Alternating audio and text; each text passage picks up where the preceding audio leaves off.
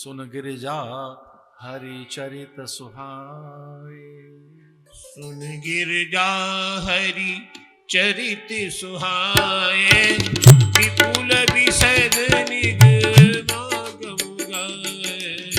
सुन गिरजा हरि चरित सुहाए, निगमागम गाए। सुन गिरजा हरि चरित सुहाए, सुन गिरजा हरि चरित सुहाए, विपुल विशद निगमागम गाए। विपुल विशद निगमागम गाए।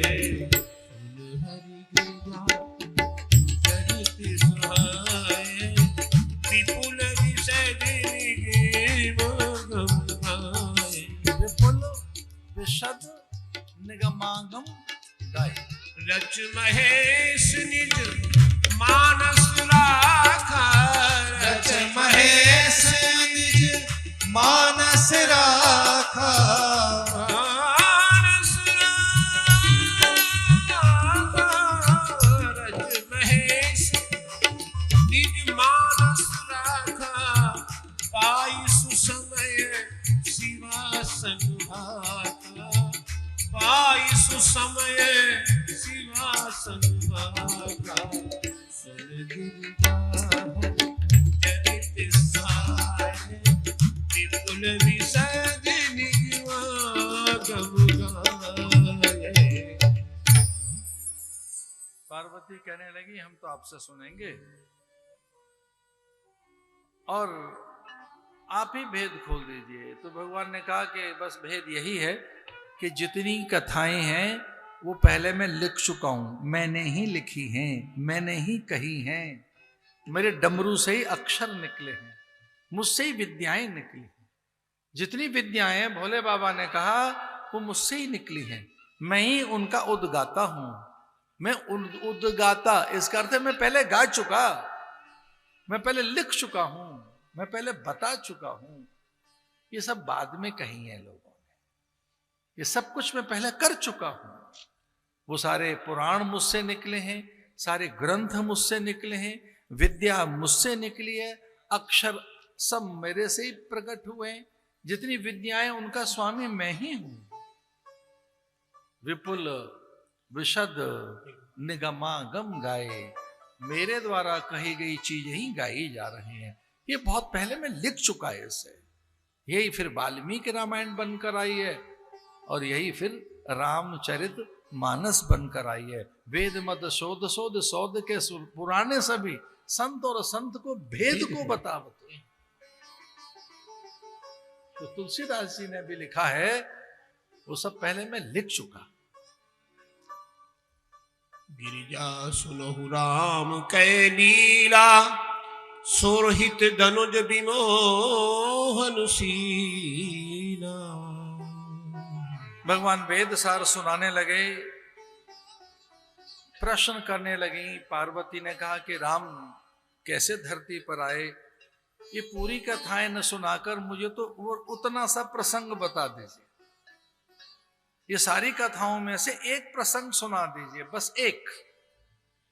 ये तो बड़ी कथाएं, युग युगांतर की, जन्म जन्मांतर की, वेद की इतनी बड़ी ये कथा है। वेद सार तो ये उपनिषदों को, ब्राह्मण ग्रंथों को, छंद कल्प और शिक्षा, ज्योतिष, आयुर्वेद, धनुर्वेद, इन्हें छोड़कर बस मुझे तो इतना सा सुना दीजिए, राम धरती पर कैसे आए, उनकी लीला क्या हुई, उनका हेतु क्या है, उनके माता पिता कौन बने।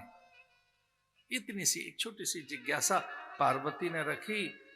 और तुलसीदास जी कहते हैं राम जन्म के हेतु अनेका, परम विचित्र एक ते एका। मनु शत्रुपा की कथा आती है। मनु शत्रुपा ने भयानक तप किया उन उत्तम कोटि के सृजन के लिए। एक लौकिक बात सुनानी है आपको, ध्यान से सुनोगे तो समझ आएगी। एक लौकिक बात सुनानी है आपको, खुद को प्रूव करना होता है कि आप सही हैं। ये एक मनोविज्ञान की बात सुनो, ये कभी कभी आपको प्रूव करना होता है, आपको सिद्ध करना होता है कि आप सही हैं,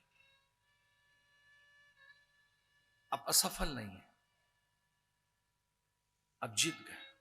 और ये आप ही को पता होता है, किसी और को नहीं। अपनी जय का आपको स्वयं पता होता है, अपनी उन्नति का, अपनी प्रगति का। ये बहुत भीतर की बात सुनो, अपनी जय और पराजय का ज्ञान आपको ही है कि बातों बातों में कब आप जीत गए और कब हार गए, किससे रूप में हार गए, किससे चरित्र में हार गए, किससे उदारता में हार गए, किससे नैतिकता में हार गए, आपको पता है। हो सकता है धन में जीत गए हो आप, हो सकता है बहुत धन इकट्ठा करके आप थोड़ा आगे से दिख रहे हो, पर जब कोई चरित्रवान दिखता है, शीलवान दिखता है, कोई धर्मज्ञ दिखता है, कोई पराक्रमी दिखता है, कोई पुरुषार्थी दिखता है, आप हारा हुआ सा अनुभव करते हैं। आपको लगता है वो उदारता मुझ में उतनी तो नहीं है, मैं उतना सरल तो नहीं, मैं वैसा नहीं हूं।